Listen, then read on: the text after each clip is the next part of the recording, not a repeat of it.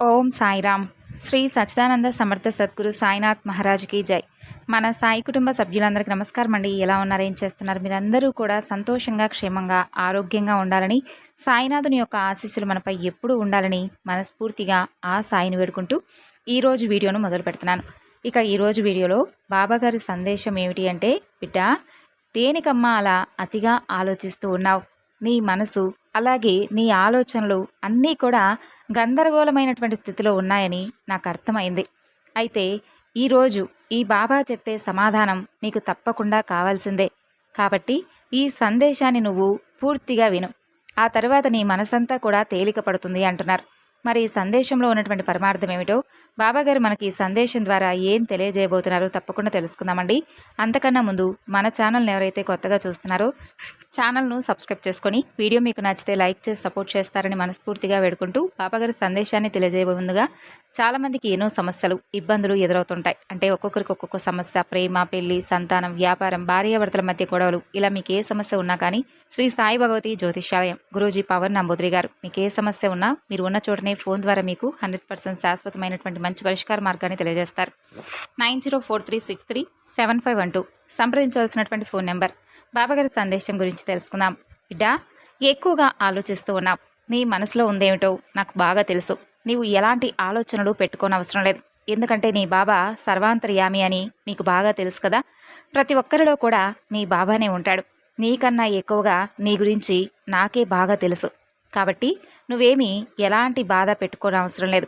నీ మనస్తత్వం ఏమిటో, నువ్వు ఎలాంటి దానివో, నీ ప్రవర్తన ఏమిటో అన్నీ కూడా నాకు స్పష్టంగా తెలుసు. నీకెప్పుడు ఏం కావాలో, నిన్ను ఏ విధంగా నేను రక్షించాలో అవన్నీ కూడా నాకు పూర్తిగా తెలుసు.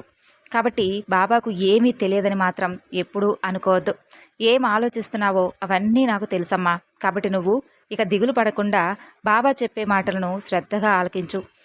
నువ్వు సంతోషంగా ఉండు. నీకోసం నేను ఈ సందేశాన్ని పంపించానంటే తప్పకుండా ఈ సందేశంలో నీకు ఏదో ఒక సమాధానం తప్పకుండా ఉంటుంది. నువ్వు చెడు మార్గంలో పోవడానికి ఎక్కువగా ఆలోచిస్తూ ఉంది నీ మనసు. కాబట్టి చెడు మార్గంలో అస్సలు పోవద్దు.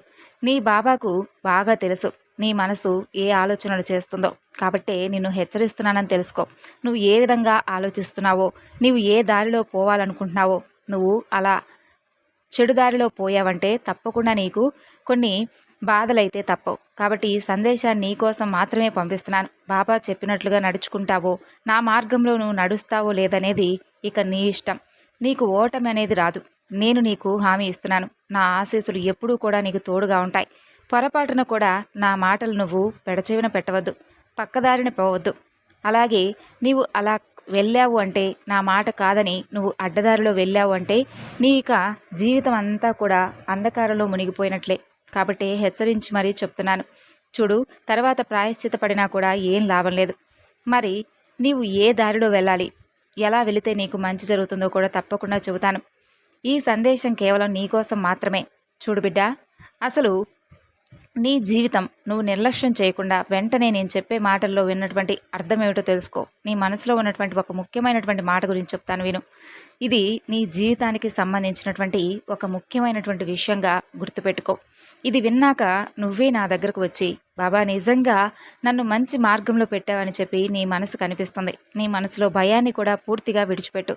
నీ మనసులో అసలు భయానికి స్థానం అనేది అస్సలు ఇవ్వవద్దు. అర్థమైంది కదా. నువ్వు ముందు నీలో ఉన్నటువంటి ఆ భయాన్ని పోగొట్టుకుంటేనే కదా గెలుపు అనేది నీదవుతుంది, నీ సొంతం అవుతుంది. మరి ఈ విషయాన్ని ఎందుకు అర్థం చేసుకోలేకపోతున్నావు?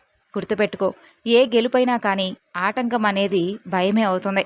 కాబట్టి నువ్వు మాత్రం భయాన్ని ఎప్పుడైతే పక్కన పెడతావో, ఆ రోజు నుండి నువ్వు అనుకున్నటువంటి ప్రతి పనిలో కూడా నువ్వు విజయాన్ని సాధిస్తావు.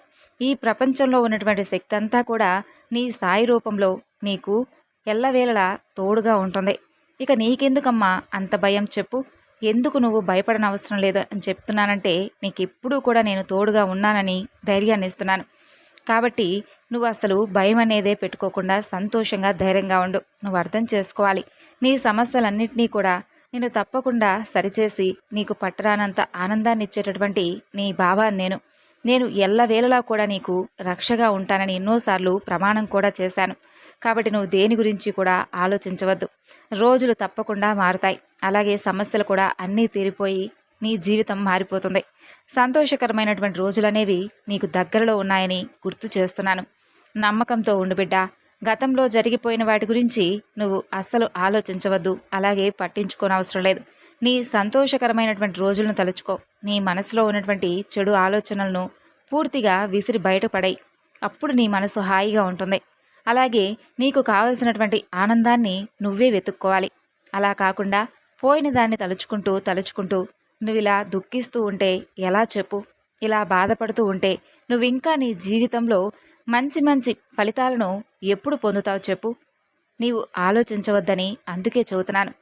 చూడు, సంతోషాన్ని అందుకునేటటువంటి కాలం నీకు తప్పకుండా రాబోతుంది. కాబట్టి ఇక నీ కష్టాలన్నీ కూడా తీరిపోయే రోజులు వచ్చేశాయనే అనుకో. ఇక నీ కష్టాలను నాకు అప్పగించావు కదా, ప్రశాంతంగా ఉండు. ఇంకా భయం అనేది ఎందుకు చెప్పు? భయం అనేది చాలా భయంకరమైనది, నీకు తెలుసు కదా. అంటే అది 2 అక్షరాలే కానీ పేర్లో ఆ భయం అనేది నీలో ఉంటే ఒక్క అడుగు కూడా నువ్వు ముందుకు వేయలేవు, అలాగే బయటకు వెళ్ళలేవు. అందుకే ఎప్పటికైనా కానీ భయాన్ని నువ్వు పక్కన పెట్టి నీ సాయి నీతో ఉన్నాడు అనేటటువంటి ధైర్యాన్ని తెచ్చుకో. అలా ధైర్యంగా ఉండు. నువ్వు అనుకున్నటువంటి మరుక్షణమే, బాబా నాతో ఉన్నాడనుకున్నటువంటి మరుక్షణమే నీ లక్ష్యాన్ని నువ్వు సాధించగలుగుతావు. గుర్తుపెట్టుకో, నేను ఇప్పుడు కూడా నీతో ఉంటానని ఎన్నోసార్లు చెప్పాను. నీ తండ్రిని నేను. ఎల్లవేళలా నీకు తోడుగా ఉండకపోతే ఎలా చెప్పు? ఆ నమ్మకాన్ని నువ్వు కలిగి ఉండాలి కదా. ఆ క్షణమే కష్టమనేది రాకుండా నేను జాగ్రత్తగా నిన్ను చూసుకోగలుగుతాను. నీ మనసులో ఉన్నటువంటి కష్టాలన్నీ కూడా తీరిపోతాయని ఎందుకు చెబుతున్నానో ఇంతగా అర్థం చేసుకో. ఆనందం అనేటటువంటి వెలుగును నీ జీవితంలోకి తప్పకుండా నువ్వు ఆహ్వానిస్తావు. అలాగే బాధలు, సమస్యలు ఇవేవి కూడా శాశ్వతం కాదు, నీకు తెలుసు కదా. అయినా కూడా నువ్వు ఇలా ఆలోచిస్తూ ఉన్నావంటే అది నీ మూర్ఖత్వం అవుతుంది. నీ సమస్యలన్నింటినీ కూడా పక్కన పడేయి. వాటిని నేను తప్పకుండా పరిష్కరిస్తానులే. నాపై పూర్తి నమ్మకంతో ఉండు. ఇక నువ్వు మనశ్శాంతిగా ఉండాలి అని అనుకుంటే మాత్రం మనోధైర్యంతో తప్పకుండా ఉండాల్సిందే. సమస్యలన్నింటినీ కూడా చక్కబెడతాను కదా, అన్నింటినీ కూడా నేను తీర్చిదిద్దుతాను. అలాగే నీ సమయాన్ని కూడా మార్చేస్తాను. ఇక నీవు దిగులు పడనవసరం లేదు. నీ బాబా నీకు తోడుగా ఉన్నాడు. ధైర్యంగా నువ్వు ఏ పని చెయ్యాలి అని నువ్వు అనుకుంటున్నావో, నీ మనసులో ఏదైతే పనిని మొదలు పెట్టాలనుకుంటున్నావో, నిన్ను కంటికి రెప్పలా నేను కాపాడుతూ ఉంటానని గుర్తుంచుకో. నిన్ను వదిలి నేను ఎక్కడికి వెళ్ళను. ఎందుకు నువ్వు అనవసరంగా ఆలోచిస్తున్నావో ఇక నీ ఆలోచనలకే తెలియాలి. ఈ క్షణం ఇప్పుడు కూడా నేను నీకు తోడుగా నీ పక్కనే ఉన్నాను. నీ పక్కనే కూర్చొని ఈ సందేశాన్ని నీకు వినిపిస్తున్నాను. నీ కంటికి నేను కనిపించకపోయినా నేను నీ పక్కనే ఉంటున్నాను. గమనించు. నా స్పర్శ అనేది కూడా నీకు తప్పక తెలుస్తుంది. ఇప్పుడు నేను నా బిడ్డ తలపై చెయ్యి పెట్టి నిమురుతూ ఉన్నాను, బుజ్జగిస్తూ బోలెడు మాటలు చెబుతూ ఉన్నాను.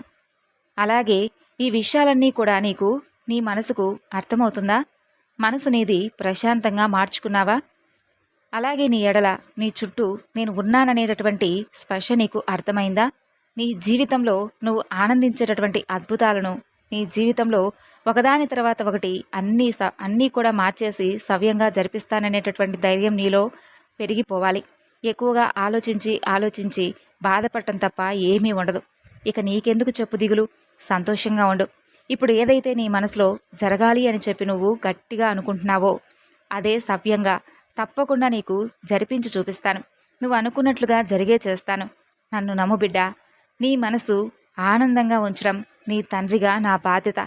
నీ మనసును నొప్పించే వారికి నేను ఏదో ఒక విధంగా బుద్ధి అయితే చెబుతాను. అది కూడా నువ్వే చూస్తూ ఉండు. ఆ విషయం నీకు తెలియదు. నువ్వు వాళ్ళ గురించి అస్సలు నువ్వు పట్టించుకునే అవసరం లేదు. అలాగే నీ బాబా ఇలాగే చెబుతూ ఉన్నాడు అని కూడా అనుకోనవసరం లేదు.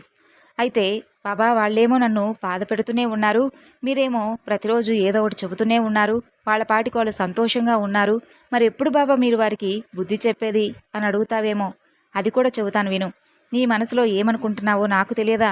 అన్నీ కూడా నాకు స్పష్టంగా అర్థమవుతాయి. ఎందుకంటే నీ మనసును చదివినటువంటి బాబాకు ఏం తెలియకుండా ఉండదు. చూడు, నేను తప్పకుండా వారికి బుద్ధి చెబుతాను. కానీ చూడు బిడ్డ, దానికంటూ ఒక సమయం రావాలి. వాళ్ళు నిన్ను ఏడిపించి ఎంతలా అయితే ఆనందంగా సంతోషంగా ఉన్నారో దానికంటూ 100 రెట్లు వాళ్ళు బాధపడేటటువంటి రోజులు తప్పకుండా వస్తాయి. కాలం ఎవరిది వాళ్ళకి ఇచ్చేస్తుంది అంతే. కాబట్టి ఆ రోజు కూడా దగ్గరలోనే ఉంది. నువ్వు దేనికి కూడా భయపడవద్దు, ఆలోచించవద్దు. నువ్వే చూస్తావు కదా. ఆ రోజు నీకే అర్థమవుతుంది. పక్కవారిని బాధపెడితే, పక్కవారిని ఏ విధంగా అయితే అనవసరంగా దూషిస్తే వారికి ఏమవుతుందో, ఎలాంటి పరిస్థితి దక్కుతుందో వాళ్ళే అర్థం చేసుకుంటారు. అందుకే నువ్వు ఎవరిని కూడా పొరపాటున కూడా బాధ పెట్టవద్దు. నీ పనేదో చక్కగా నువ్వు చేసుకొని వెళ్తూ ఉండు. అంతే. ఎవరి వల్ల కూడా నువ్వు బాధపడవద్దు. ఎవరూ కూడా నిన్ను ప్రభావితం చేయలేరు. అలాగే నీ జీవితం అనేది నీది, నీ హక్కు. మరి అలాంటి నీ జీవితాన్ని ఎలా నువ్వు వృధా చేసుకుంటావు? ఎలా వదులుకుంటావు చెప్పు? నువ్వు అనుకున్నట్లే నడవాలి. కానీ ఎవరో అనుకున్నట్లుగా నువ్వు నడవకూడదు. వాళ్ళు వారి మాటలతో నిన్ను భయపెట్టి ప్రస్తుతం వారు సంతోషంగా ఉండవచ్చేమో, కానీ వారు చేసేటటువంటి పనులన్నీ కూడా పక్కన పెట్టి మరి నీ గురించి ఆలోచించి నిన్నెలా నాశనం చేయాలనేటటువంటి విధంగా వారి పనుల గురించి మర్చిపోతున్నారు. ఈ విషయాన్ని నువ్వు అర్థం చేసుకో. అప్పుడు నువ్వేం చేస్తావు? నీ పని పట్ల నువ్వు ఎక్కువగా శ్రద్ధను చూపిస్తూ వస్తూ వారిని దూరం పెట్టాయి. ఇదే కదా నువ్వు చేయవలసినటువంటి పని. దీంతో వారికి తప్పక మంచి సమాధానం దొరుకుతుంది. అదే నువ్వు వారికి వేసేటటువంటి పెద్ద శిక్ష. అది మామూలు శిక్ష కాదు. ఎందుకు నేను ఈ విధంగా ఉన్నానా, నా పని గురించి కూడా నేను మర్చిపోయి ఎదుటి వ్యక్తుల గురించి ఇంతగా ఆలోచించి నేనెందుకు వెనకబాటు పడ్డానా అని వారికే తెలిసొస్తుంది. అదే వారికి తగినటువంటి శిక్ష. సంతోషంగా, ఆనందంగా, గందరగోళమైనటువంటి ఆలోచనలన్నీ కూడా పక్కన పెట్టి నీ మనసును ప్రశాంతంగా ఎంతసేపు సమయాన్ని కేటాయించి బాబా సందేశాన్ని విన్నందుకు నిజంగా నీకు కృతజ్ఞతలు. ఇంతే ధైర్యంతో ఉండు. నీ జీవితాన్ని ఏ విధంగా అయితే మలుపు తిప్పుతానో నువ్వే చూస్తూ ఉంటావు. బాబాగారు చెప్పినటువంటి సందేశం మీ అందరికీ నచ్చింది అనుకుంటున్నానండి. నచ్చితే తప్పకుండా మరికొంతమందికి షేర్ చేయండి. మరొక చక్కని బాబాగారి సందేశంతో మరలా కలుసుకుందాం. అంతవరకు నమస్కారం. ఓం సాయిరామ్. సర్వేజనా సుఖినో భవంతు.